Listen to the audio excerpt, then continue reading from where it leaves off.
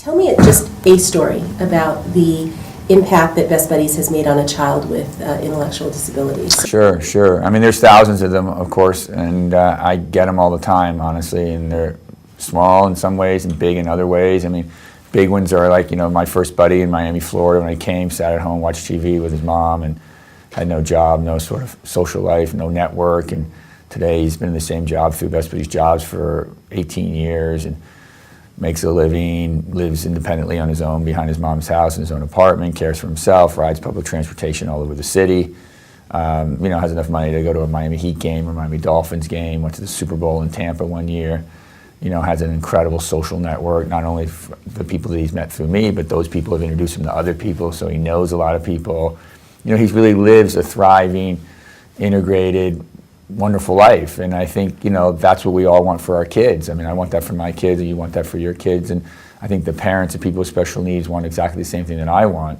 And I think when you see someone seems to have so little and is so sort of isolated and segregated from society, that through Best Buddies Jobs and through relationships with people in Best Buddies, that they really have a full, enriched, engaged life. To me, that's a home run, big success, and I think that's what we really want. And I think, they start in little baby steps in schools. I'll go to a school and be a kid that will be bullied in the school or left out or eat lunch alone, and now they're having lunch together. They're the prom king or the prom queen in a school. A kid was telling me just yesterday that she was in the hospital a couple months ago, and she got flowers from her buddy, and it's the first time she'd ever gotten flowers from anybody in her whole life, and she's, I think, 32 years of age. Wow. It's simple expressions of concern, I think, and care that a buddy can give to another person with special needs that makes them feel like, they matter, they count, which is what I think all of us want to feel like, that what we're doing in our lives matters and it counts, and that that we're contributing in some meaningful way, and that we're playing a role in the grand scheme of the world.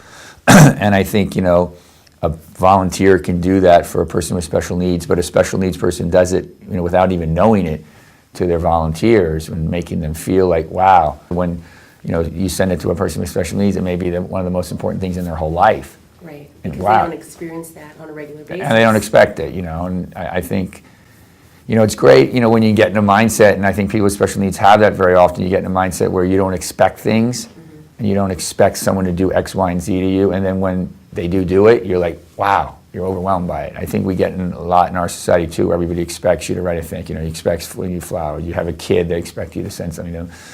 I think people, especially don't do it and don't think that way, and when you do it for them, they're just so overwhelmed and so grateful, and that's really refreshing and wonderful to see.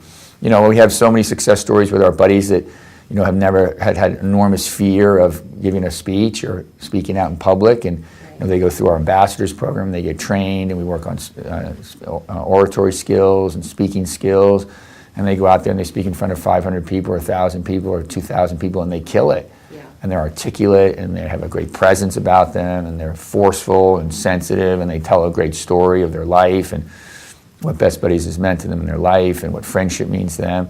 And I think when you see someone who's so shy and reserved, and then they come out of their sort of shell, and they command an audience of 2,000 people better than Barack Obama, it's exciting. I mean, it's a real success story. Or when in my own personal life, when I have a buddy and he meets my children, and my children become more patient, more compassionate, and more grateful for the gifts that they have as a result of having that person around them and seeing that person. Mm-hmm.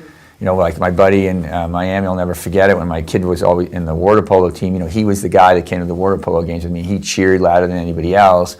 My kid would be in the huddle with his team and the coach, and my buddy would get in the huddle, and he'd be part of the team, and even the most tense moments, he'd jump in there and he'd just relax the whole team. And he was just such a fan and so much enthusiasm. And it's one of the things that my kid remembers the most about, water polo season, not being captain of the team, but, that, George was part of the team, and he was there, and the coach still, when I see the coach, he still says, oh my God, it was so great when George came to all the games. We missed it so much when your son Teddy graduated. So, I think that, there's just so many little stories like that, where they have a huge impact and, carry their grace and their presence of God with them, and I think it, enriches everybody's life.